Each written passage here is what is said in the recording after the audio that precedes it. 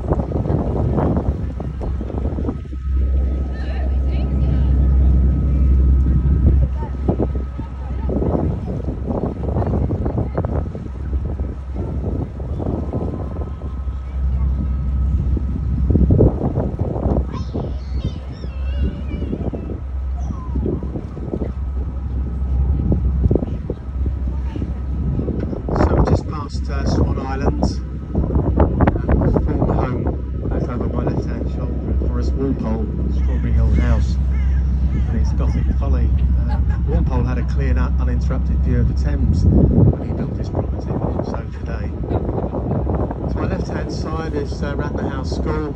They're the custodians of all the remains of Alexander Pope's house, the Pope's Grotto. If you wish to visit the grotto, you have to arrange it. With the school, and that's normally in September on open day. As to whether that's going to happen this year, I don't know. That building you can see with a folly on the roof, the sort of Tudor-style timberwork, is a clue as to what the gentleman who built the house did for a living. He was the importer of a rather important commodity, which we all enjoy around about 11:30. It's the idea of heaven, if you like, if you get my drift. Although in this particular case, it's not the Indian variety. As I said, the clue is with the folly on the roof. The final resting place of Alexander Pope is just ahead of us there in that church, the parish church of Twickenham. You can see a green bridge that links Twickenham side of the river with Eel Pie Island, the island we're approaching. Eel Pie is probably the most famous island on the river. It's the only residential island on the tidal Thames, and that's for several reasons. Its fame anyway is for several reasons. When we get to the top of the island, in just a few moments, where this willow tree is on the left hand side, if you look, keep looking towards that willow tree, and just downstream of it, the direction we're heading in, you can see an artificially created habitat replete with a camera, just there where I'm pointing. That's often used on spring and autumn watch, for those who watch it on TV. Artificially created anyway, that's a nesting area. Ilk Island itself was the location for an Edwardian tea room. The river was popular, growing recreational purposes. It's sort of come back into vogue a little bit, probably because of lockdown, I suspect. It's a lot busier than I've ever seen it, but certainly not commercially in the cargo sense. That's long gone. Anyway, it would be visited by people who were going out for a roll on the Thames in the 20s, LT dances in the 50s, it was a jazz venue in the 60s, a rock venue. You might well have come onto this island, if you're the right age, to see the Rolling Stones, the Rolling Bones, the Rolling Stones even, The Who, Pink Floyd, Elton John, Long John Baldry, Rod Stewart played on the island, the Small Faces, loads of bands played on this island at one time or another, cut their teeth, I say. Then it sort of got a sort of a notorious reputation, probably notorious for the people who lived in Twickenham, who had it shut down. Then the hippies moved into what was the busiest hippie commune in Europe, and then there was a mysterious fire, and then the hotel was pushed over to make way for these award-winning houses on the left.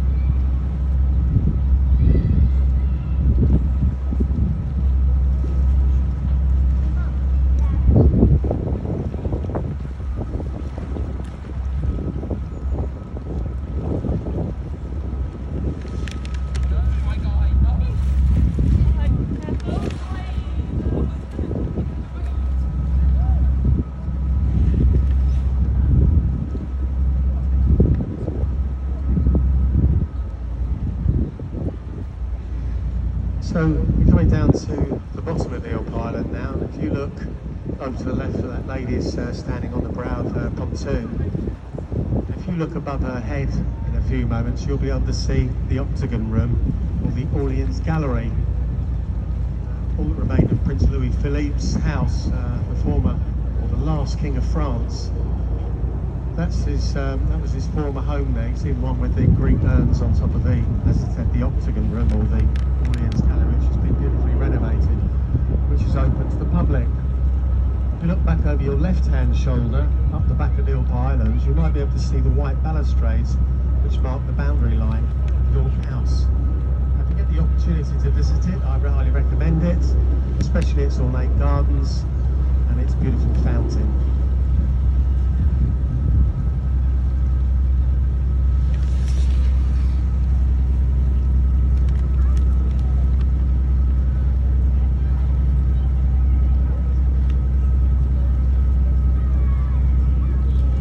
So about 3/4 of a mile ahead of us, up on top of Richmond Hill, you can see a fairly substantial building. That's the former Star and Garter Home for Disabled Servicemen.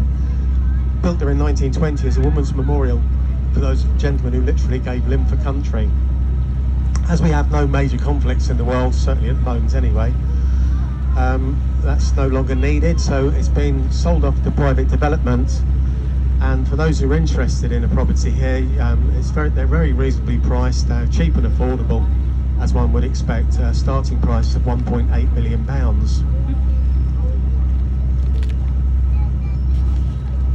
Now a little bit further downstream, off to my left there, you can see the site of Hamerton's Ferry. Now Hamerton's Ferry runs across from there on that pontoon to a set of steps just downstream of those trees that are overhanging the river in front of those paddle boarders, and you can be ferried across from the Twickenham side there on the left towards the Petersham side on the south side. You see a couple of them enjoyed their picnic. If you look behind them in the distance, you can see Ham House, which is owned by the National Trust. So Jacobean style manor house was built there in 1610, just before the outbreak of the Civil War.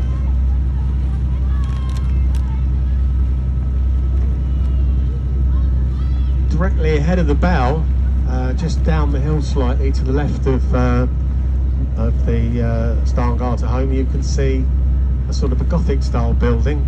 That's the Petersham Hotel. This is where the England rugby team stayed during their international matches at Twickenham. Lovely views over the Thames. When you talk about views, it might interest you, the view from the hill is the only view in England which is protected by an Act of Parliament. Many famous people have lived on the hill. Joshua Reynolds, the first president of the Royal Academy, and Lord Cardigan, the gentleman who led the 600 into the Valley of Death at the trial of the Light Brigade. On my left-hand side, in just a few moments, you'll be able to catch another really good view of Marble Hill House. It's been described as the finest Palladian villa in England. It cost £20,000 to build, £20,000 to build, and it was built by Henrietta Howard, the mistress of George II, a woman who in her day was described as fashionably plump. Now if you've ever been to the National Portrait Gallery, there is a portrait of Henrietta, and she was definitely plump, I can assure you. Up on the hill there you can see some magnificent properties. There's a lot of geriatric delinquents live up there. Mick Jagger, Ronnie Wood, Pete Townsend, Jerry Hall. A fine figure of a woman, Jerry Hall. She often visits the boats, well certainly not this year, but certainly in the past. And very tall as well. You have to stand up straight when you meet her, especially if she's wearing heels. But anyway, I digress. If you have the wherewithal for a property on the hill, you can have fine views of 7 counties, not several, 7 counties, and on a clear day, Windsor Castle.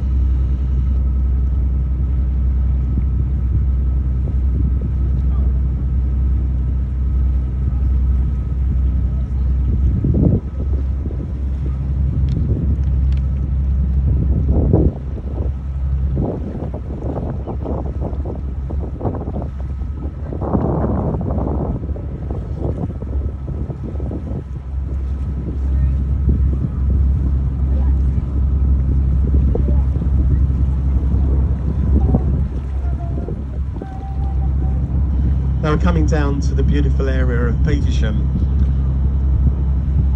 and where that grey van is parked. If you look above it and into the distance and up to the right, you can see Petersham Meadows themselves. Grazing in the meadows are some cattle. They're called belted Galloway, as one would expect with a name like that. They hail from a fair bit north of Watford. And before that seawall was built, that would be genuine floodplain. It's still floodplain, but there's no flooding anymore because obviously the seawall.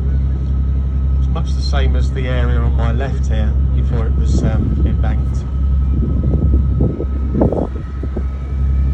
You can see that the trees rise progressively and stretch into the far distance. And just behind all those trees, off to my right, there is Richmond Park. Nearly 2,500 acres of parkland. When it was fenced off, it probably included Wimbledon Common as well. It was a fairly substantial area before the A3 was even thought of. And it was fenced off by Charles I to use as a private hunting park in the 1630s. But these days, it's open to us mere mortals.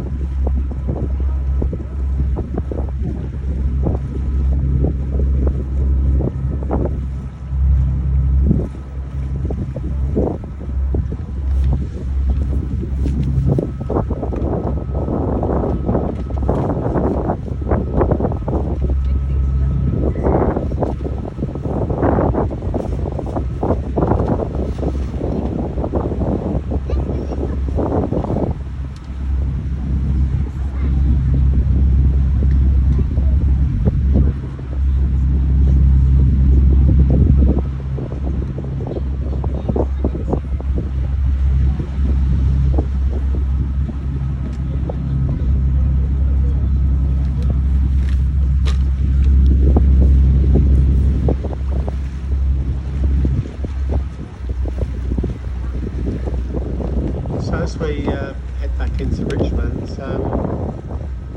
last but by no means least is the bridge we're approaching. Now, there's quite a few bridges on the Thames, and this is the first one as we head downstream into Tideway, or semi-tidal river. And this is by far the oldest bridge over the tidal Thames, and one of the oldest bridges on the Thames for that matter, although there are quite a few that were built before this. This one was completed in 1777. It was designed by a gentleman called James Payne, and it replaced a horse ferry. There was another horse ferry, in fact, down at Lambeth, owned by the Archbishop of Canterbury. It's been widened once in the 1930s. James Payne was actually quite prolific during his lifetime. Not only did he build Richmond Bridge, he built the second Kew Bridge, which was opened in 1784, has been demolished now. That had 5 arches, the same as this one. And Chertsey Bridge, which is still in existence. Chertsey Bridge is still being used up to today. 1784, Chertsey Bridge was built.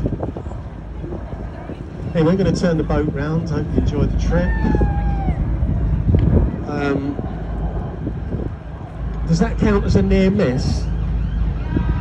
No. Plenty of social distancing there, isn't there? Hey, no, I can't hear you. Anyway, hope you enjoyed the trip. And if you did, if you'd like to share it on social media, we're on Facebook and Twitter, Promise Launches. And tell your friends about the lovely trip and the terrible commentary. Enjoy the rest of your afternoon, folks, and thanks for travelling on.